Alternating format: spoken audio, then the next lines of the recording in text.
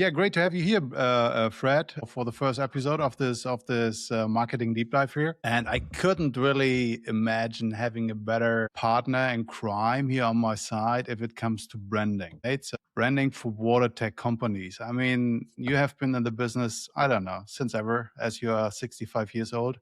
Meanwhile, I mean, we met the first time as we talked about branding. Yeah. Right. So that was, Yeah. I think, the first Yeah. thought about that, or the first contact point we had. Branding means to all of us completely something different. What does it mean for you in terms of a water tech company? Right. I mean, I do have a definition, Yeah. but I want to hear yours first. Branding. Yeah. It's, I mean, I had the luck to meet some very nice, important people, much better than I in branding in my life. I didn't have the skill to be a superstar, and obviously working with computer, definitely wanted to be the next Bill Gates. Then I got the first programming classes in university, no computer, book and algorithm. Nope, that's not for me. I'm missing that thing. I'm missing that. Not gonna say tangible, but I'm missing that things that makes more sense. So I discovered multimedia back in the days. There were no such thing. I mean, there were graphic design for sure, but you needed to be good with pens, and you have a paper portfolio, which I suck at drawing, to be honest. I need a computer to do it. So multimedia helped me have a global vision of all those tools, whether it's typos, image, videos, 3Ds, programmation, things like that. That's multimedia. So you can do a nice thing in each of them, sometimes assemble them, but you still need something that connects. Let's say you build something. So to build something, you need a plan. Branding is that plan. Branding is what's going to make sense about it. I mean, just good design, a graphic design, it's just arts and crafts. But you need a sense, you need a meaning to it. And what I've learned from other people I've met is, branding is really the impression you have at a company or a thing or a product. It's a feeling. And so that's, we have different terms that we use in industry, like the aha moment or, whatever. There's tons of it. But basically it's that connection with your feelings, your impression. When you meet somebody, you get an impression, you get a feeling. And it all ties in together. So that's what branding is. Branding is not just a logo. It's not just your typos, your colors. It's all of this together, all by this chain. It reside, and I'm borrowing some terms I've learned from the people I met. I mean, the brand are really they rely on pillars. What defines you? What defines your solution? How do you solve problems? So that's what brand is. It's really the story of all of this. And this is what I really like. It's when you do a movie, right? If you just have nice 3D animation, that doesn't mean you have a good movie. If you just have really nice sound, you don't have just a good movie. You need all of this, but you need a story. You need to connect with people. You need to tell something. So that's what, to me, that's what brand is. But that's cool, because I mean the first impression thing that really resonates with me. Mm-hmm. But the first impression is never mostly about the story of the Watertech company. The first impression is never about, okay, how does a module look like, or how many installations they have, or how does the CEO looks like, or what is it, what they do in terms of, I don't know, taking care about the society. The first look is always about graphics. Mm-hmm. Isn't it? So isn't that exactly why everybody thinks that this kind of style guide, brand guide, we call it also brand guide, brand guide, is exactly branding. So how's the color defined? How's the font, defined? These things like that, because that's the first impression. It depends. I've recently discovered an audiobook, no graphic, just an audiobook, right? No visual to it. It's from Mel Robbins. It's the Let Them Theory. And I connected to that. And through that, I was able to feel and experience her brand. I differ just a bit. I mean, it is true. I personally think it's true. Obviously, most of what we connect with is visual, from what we see on phone, computer, book, newspaper, signs on the highway. Most of it is visual. But it doesn't necessarily mean that it's the only and the first thing where you have your brand through it. You're fully right. But it's the first thing I see if I have the first impression thing. Right. Yeah, I open a web page. The first thing I see are the colors, are the fonts, are the graphics, are the images, blah, blah, blah. That is the first thing I see. And if I dive deeper, then I feel the story. Maybe then I get a little bit, okay, what this company is about. But as first impression, I think we can agree that graphic plays a crucial role, isn't it? Yeah. I take for granted that when I say it's not the most important thing, that you have good graphic. You're not just copying clip arts on stock website and Exactly. things like that, or cheap WordPress template for your website. I take for granted that there's a thinking. The huge difference to me is when all of those are connected by one driving vision, which is the brand. And to be more honest, I think the brand itself relies on like I said, some of the pillar that defines you, but what defines you? I mean, you have a company to offer something, solve a problem. You're coming up with a solution. And this, if you take time to build that point of view, that people are able to understand it more properly, they will have a much more interesting perception of your brand. If I tell you that you have this specific problem on, I don't have a specific example right now, but if I'm able to have you realize that this is a problem, and if you solve it, you're going to get this and this and this and this, you get a much more good perception. It's going to support whatever good visual branding I have. But I do agree. Is that branding or is it communication? Well, because yeah. Let's say if someone comes to my webpage because he is an operator and he has a COD problem with his wastewater, whatever, right? Yeah. And I want to ensure that he knows after coming to my webpage that I'm the right partner for him because I can solve that. So is that branding or communication? I think your branding should, well, obviously communication, it's part of the branding effort. It needs to be done properly. You need to be able to talk with your audience language. And that is a very important thing. All of those elements needs to be delivered properly to achieve, I'm going to say, good branding. To achieve that, communication is a big part of it. And it should rely on what your brand is. One of your newsletter was introduce the concept of archetypes. Archetypes. We will come to that in a minute. Don't worry. But I mean, your communication should be driven by your archetype. There is some specific way to communicate things, but it should be defined. Sometimes you're going to talk this way, this style. You're going to approach the problem this way, this and this and this. It's all communication. But what's the guideline of your communication? That should be defined by, your brand and the archetype. So here we are. Here are the archetypes. So here comes my 2 cents on that. Whenever I pull up this thing, which is actually great, but I have 2 issues with that. One, whenever I talk to Watertech companies, they all want to stay somewhere here in the creator-ruler world. Yeah. Right? Nobody wants to be the outlaw or the magician or somewhere on the other hand. Well, a lot of American wants to be the hero. Yeah, they want to be the hero, but not for Watertech company. I doubt that. No. And two, isn't that too much from B2C instead of B2B? Because all the examples, whenever you go on the internet, right? Whenever you look for the archetypes, and you find tons of different examples. So which company is that? Outlaws are the Harley Davidson. The creators, of course, is Apple, things like that. It is always a B2C companies, but we are on the B2B world. So here it is, Fred. How much does this really apply to our industry? I think it does. I mean, you're not talking to a company. You don't have this box that you talk to, or a computer, or a machine.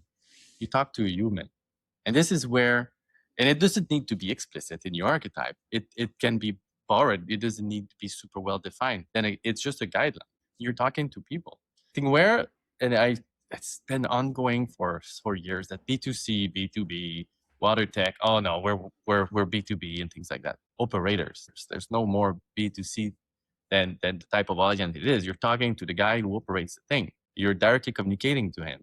Where this defines, where I see a good big difference in B2C and B2B is the approach. I mean, the remarketing effort on B2B is totally different than B2C. Obviously, in B2B, you're never going to get, oh, you left something in your cart. Do you want to add 15%? No, but I mean, this is it. Well, there are companies out there that are just selling filters or equipment, right?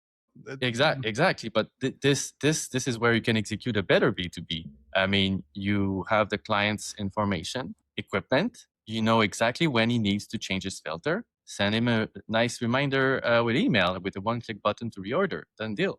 You don't have to go to that all fancy, because Well, most of the time in B2B, you're not just going to buy that generic other filter on Amazon. You're not competing versus 25 other brands that's trying to sell you consumable, right? You just want to make, especially operators, their life as easy as possible. So I get your B2B thing, but I think this the B2B. Okay, here comes my example, and here comes a little bit the, how can I say, the provocative angle. When I like a B2C company, for instance, let's take Patagonia. Everybody knows Patagonia, right? So whenever I like the branding, I go to Patagonia shop, I buy a jacket, even if I don't need that. But I would never buy a membrane system from Movivo just because I like the brand from Movivo. No, for sure. That being said, if I think in category design, you seems to be what we call a super consumer of Patagonia. Exactly. And I'm pretty sure you're going to buy Patagonia clothes for your family members, friends, whatever it is. Of course, for all of them, because I love the brand. So this is a super consumer, and this applies to B2B too. So no, you're totally right. I'm not going to pick Ovivo because I like how the branding is sharp, clean, and because I like the purple. Are you biased a bit? No, because it's there is some really amazing thing that's start to being done in the Watertech industry. I'm really happy to see that even smaller company. We've seen that through some new startups around all the PFAS industry. Some of them have top-notch branding, design, and everything they're going to be talking today. They kind of executed that. Maybe it's because they're startup, it's new generation, things like that. They're not 25, 30 years old companies, but there's some exciting things that we're seeing right now. But my point is, Ovivo and can be anything else. Ovivo resonates to their customer, just like Patagonia resonates to you. That when they have a group of engineer or operators or whatever these big complex things in water treatment cells, Ovivo and any other company, if done right, they inspire that confidence. They know that they're in good hands. Moreover, they know they understand their water problem properly, but they're going to be there if the shit hit the fan. I mean, that's in this. This is done with the people for sure, but then again, the brand has a guideline to it. How do you deserve that? So, it even could be like your shopping experience. You go sometime in clothing stores. We have some in Canada that decided that every time you go to the cashier will put your clothes in the back, go around the corner, give you the back hand in hand, and say thank you for every sales everywhere. So that's part of the Walmart principle. Yeah, exactly. Well, that kind of changed a bit, but I think it is that is customer experience, isn't that? Which is part of the branding. If you say I want to deliver that experience, it is part of the branding. It comes out of the branding that you are going to hand over the shopping bag in the way that whenever you send your membranes, maybe there's a personal message in. I don't know, something like that. That's what's fun about Watertech. I feel that they're a bit behind. They're a bit behind, and I know you had some newsletter about that. We're a bit behind globally if you compare, and I'm pretty sure there's other markets that are also behind, which means there's almost everything needs to be done. So yes, we need to bring a bit more customer experience, even though you're delivering a 25 million plant. I think we need to engage a bit more. The whole marketing concept and whatever is study now in schools has changed over the past 25 years. So why not execute it right now and apply those things? For me, branding is also, let's say, if it comes to a hard fight because of a project, right? Your membranes against the others. So, and then you need to ensure that your branding is top notch, because the operator will go to the purchaser saying, hey, yeah, we can save maybe 5% using the other one, but here are my 5 arguments for that membrane or for that media or for that company, whatever, right? Doesn't matter. Yeah. The branding, if the branding is right, that is my point. If you do that right, you will have the operator, or let's say the person you are dealing with in a day-to-day business, convincing the purchaser, or let's say will be an influencer in the company you are dealing with. If you do that right, that is branding. Yeah, it is. It contains, branding is so generic. Like I said, right now.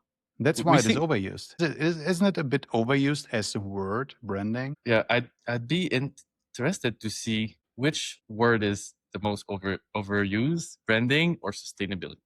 It's like, That's a I good know one. it's like six, seven. You know, I don't know, but yes, you are right. That's something with all the tech that we have, from AI to, well, everything from the digital world. Yeah.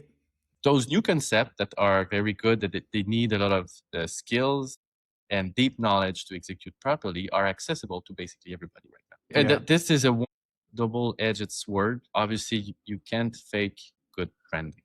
I mean, it eventually is going to crumble altogether.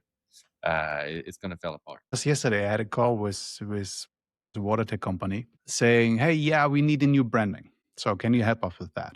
And my first question was, "Why do you need a new branding?" To figure that out. And what I figured out is that their entire graphic design is completely shit. Yeah. Right. So they mean by branding just that they want to have a new look and feel. That was a little bit the issue they had. Yeah. But let's assume that they really want to start from scratch. How would you start, Fred?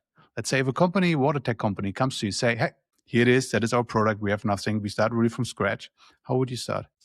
I need to understand, and I'll stick to that. I need their point of view. I need to get their point of view. It needs to fit in one page, and I need to be able to understand it. And I'm pretty dumb, so it needs to be very simple, clear, direct to the point. Do you mean what they do or what they deliver or what? How and what's their solution and what do they bring to the world, right? Okay. I wouldn't be interested. So the reason why I want to have their point of view is, and I think that's one of the trap of the rebranding thing, is we want a new brand because we want to look better. We want to be seen better than those other guys, or you tend to get into the comparison game. Those that new company has a super nice new brand, so we need a rebrand too. That's not gonna cut it. Like I said, behind the brand, I would push to get their point of view, and from there, everything becomes simple, much simpler. Maybe you don't need that super fancy logo. Maybe what you have just need a small tweak. Maybe you don't need 15 case studies. Maybe you just need one explicitly solving one problem that people didn't know they had, or you can solve it differently than the other has been trying to tell you. And usually that point of view, it's gonna drive the rest of the branding. And maybe the branding is gonna have a different route, but you need that starting point, the point of view, because like you said, and a bit maybe that's their client. They're being reactive to something when they say we want to rebrand. And the thing is, after even you hire the best graphic designer, you do the rebrand, they're gonna have nice new brochure, high-end website, but the message is still gonna be the same. You didn't fix Exactly. anything. You didn't fix anything. The other thing is, with the point of view, it helps you have a mini story that everybody in the company needs to listen and get on board with. And if you're not able to achieve that with your point of view, you're not going to be able to execute that eventually rebranding effort, or even going to the market and executing that new brand, how you laid out that out on social media, through whatever other marketing efforts you're going to be doing. So that means for you, or let's say what you said in terms of rebranding, it is mostly a redesign. But a really rebranding, isn't that we really go down the route saying, okay, what is the company about? Yep. To me, that's the point of view. Yeah, exactly. But most think really, okay, I need a rebranding, but what they really mean is they need a redesign. They want the logo not in blue, they want it in red. Yeah. That's what they have in mind. Yeah. But that's not rebranding. We agree That's on something that. that you also said. You just said it. This is one of the biggest problems that marketeers, and it's not just related to Watertech. Exactly, you said they want it red. They're asking you to make something that they already know they're not gonna like. You're not gonna you're gonna do that brand rebranding based on all your skills and knowledge, and you're gonna use some metrics, you're gonna use some data, and you come and say it's actually orange. And then they're gonna say, well, I had this logo, it was red because I've seen that when I was shopping, and it really resonates to me. And I think, and then doomed to fail. That's what it is. Yeah, you're right. I mean, we did. In my life, I did so many times. And some of them are more polite than the others. Some of them know that, let's say, they don't have it's how they perceive brand. They perceive brand as a graphic design talent or skill. So they know they can't do a good looking red logo. They're asking you to build a logo. They know they can't force you to do that logo because you're a graphic designer have a more artistic personality, so it's hard to say. Oh, Yeah, very special. They're very special. yeah. Shout out to my graphic design team. Yeah. They're very special. Sometimes if I criticize them, saying, this, can we move this a little bit? No way.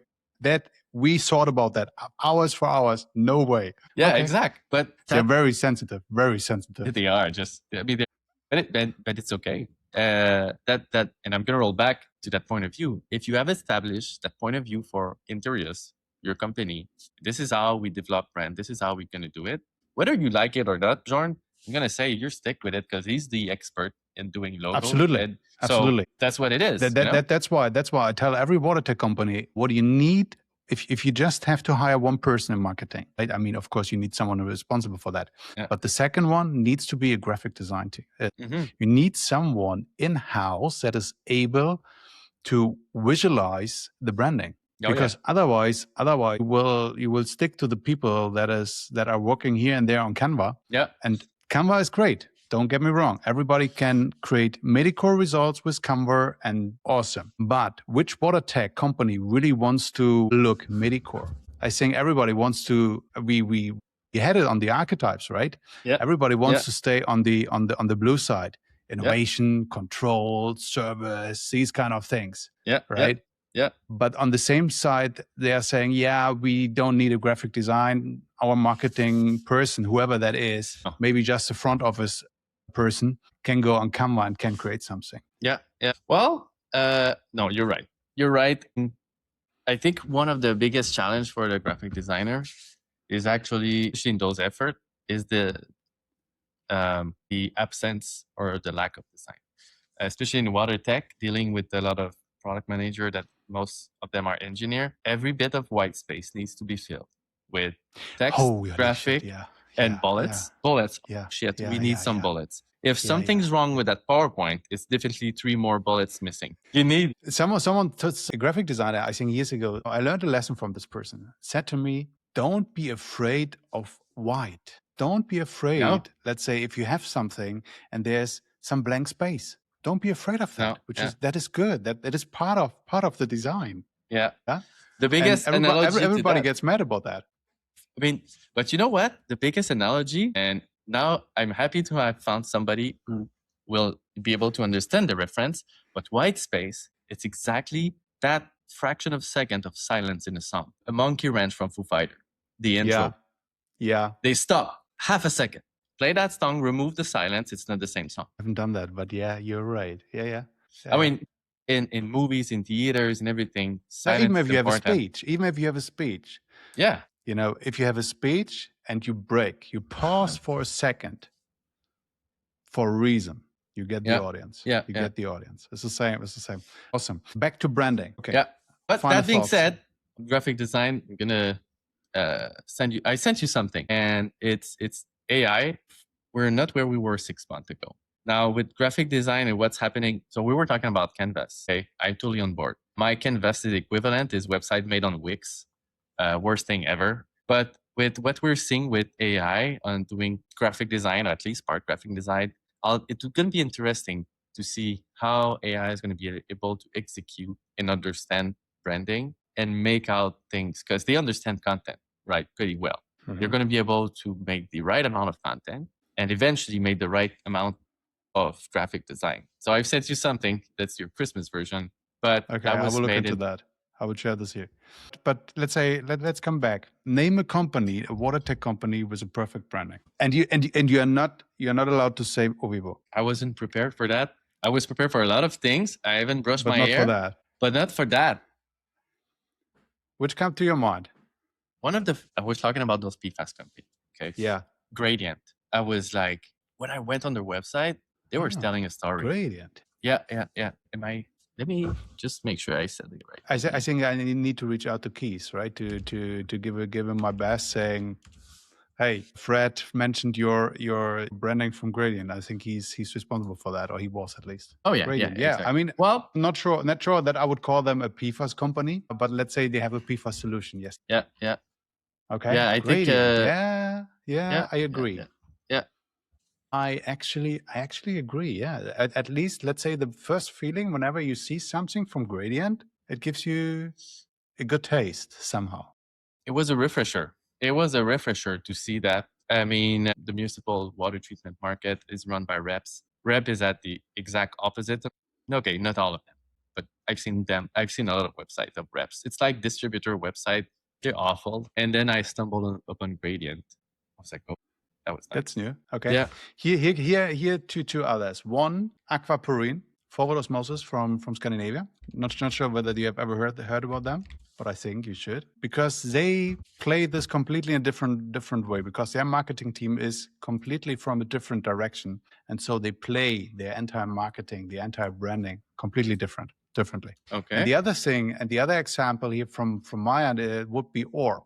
Not because I'm working with Orb since a while, but when I first time met Orb 4 years ago, he came up with a complete branding, with a brand book, and not a brand book which is a style guide. No, the first thing before starting really the company, he was thinking about the branding, and that was really mind blowing. That someone was thinking about the branding, how he wants to get seen in the water industry, in the world, has brought this without having a customer, without having a product first. He was really thinking about the branding first, and that was really mind blowing to me. Yep. I think it was some. If you share the Orb website, because I think that it's going to connect to my category design principle. And you mentioned something. It's not product first. It's not your company first. It's not your logo. It's really the category itself, right? It's really what it is and how it's sold. And from what I'm seeing, I've just went to Orb. It's real-time microbial monitoring. Could be clear, right? You got it. It's right in there. It's not a faster AI or IO device for water treatment. No, it's real-time microbial monitoring. I don't even know what the product name is. I don't care. That sells a lot. So it was pretty well executed. Yeah. Awesome. And, so go ahead. Yeah, I mean, designed to detect the smallest change in drinking and pure water application. Does it need to be complex? No, that's what they have and how they solve a problem. A very key specific. Okay, thank you very much. I take this as credit because this was actually made by us, but that was not my point. My point. No, really I mean that was that they came as startup to the industry without having a product, but they came with a complete branding. That was super interesting to me. Yeah, so yeah, they start for sure. completely from a different perspective. While most companies really, they have something, they have a product, they have a technology, they have the first success, and then they start, okay, how do we want to look like, right? How is our branding? How is it? Does others see us? Is that correct? Do we want to change that? So that's normally how other companies are going to do that, and that was the interesting aspect from more how they did this. Yeah. Awesome. So what is the takeaway for here? If someone from the water tech industry is listening to you, and I hope some will do, so what is the number one thing you want to take them with about branding? Let's go all in. Let's not cut round. No, let's not cut round corners. It's like a masterpiece. Like I said, I'm going to go back to building a movie. Even though you have the best actors, 3D animators, but you have, I don't know, shitty sound, or even you have half decent sound. You know that the translation is not sync. If anything, you cannot be kidding when you're doing category design, and I'm going to apply to bring in branding in it because it's part of it. But you can't. I mean, it's going to show. It's going to break and it's going to fail. And then 2 years after, you're going to go see Bjorn. I need to rebrand because you're going to be cutting a corner. It's like building a house. If you don't fully do electrical system, plumbing system, something's going to fail. But I've really like, I started doing marketing so many years ago. It was kind of popular to be a one-stop shop. You could be building a website. One person could build a website. There's still people building website, but there's a difference when you have a full team of different skill set building a website.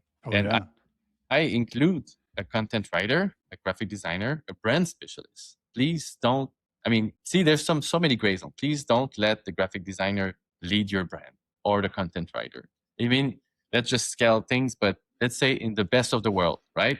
You have all those skill sets. It's like an orchestra, right? You don't play drums or violin or piano. They're all different. And you also need somebody to lead and connect all of them together. So if there's one thing that I would say is, if you really want to do this, let's go all in. Doesn't necessarily mean you need $500,000 budget. Just mean that let's go with the resources you have and make sure that all those skill set, or we're going to say section of the brand, are fulfilled. But we're not gonna fake content writer. We're not gonna fake branding. We're not gonna fake category design or anything of those elements. Because I did it in the past. Like when I did a website 20 years ago, I would do anything, and then content writer, and I needed content for my client. And my wife's a teacher, so I would say, well, this is the technical side. Can you make it look good? But it's different when you have a dedicated technical expert content writer and all of this together. So yeah, I think that would be the thing. It makes a huge difference when go all in. Okay. Go all in. Go yeah. all in. Okay. Yeah. My advice, let's say if someone listen and is just taking one piece with, is marketing is about, and especially branding, is about details. Yeah. Little details matters. Yeah. Yeah. You never know when and where your future customer will touch your brand. But you have to ensure that everything is perfect, that you deliver the message, the service, the experience in the way you really want that. Yeah. And if you want to hand over the shopping bag, then do that. Exactly. But then it is part, and then these are the little details. These are the little details. So think about the little details. It's the weakest link in the chain, Absolutely. That's the idea. And it becomes challenging. I was like, okay, let's go all in, have a team to build a website, which means that all of those experts are accountable for anything to make sure the brand works well. Perfect closing sentences. Thanks a lot, Fred, for joining, for having this conversation. Yep. And thanks to see you very soon. Yeah, hopefully. And thanks for making this. Hopefully it's going to be for the best, and can't wait to see it. Thanks to you, Bjorn. Awesome. Thanks a lot. Thanks. Okay. Thanks. Bye.